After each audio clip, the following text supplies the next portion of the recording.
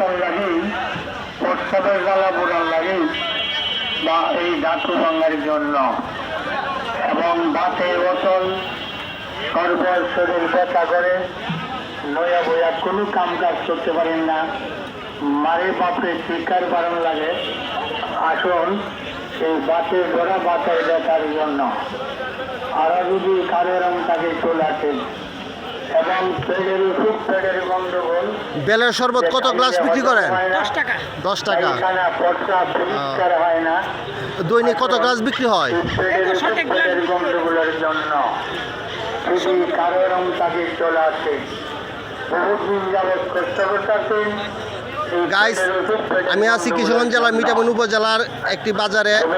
শরবত, বেলের শরবত পাওয়া যায় এখানে, খুব সুস্বাদু খেতে শরবতগুলা, অনেক ভালো, মজাদার। পায়খানা প্রস্রাব পরিষ্কার হয় না, যে কোথায় কোথায় দিল্লির খবর হয়, পায়খানার কোনো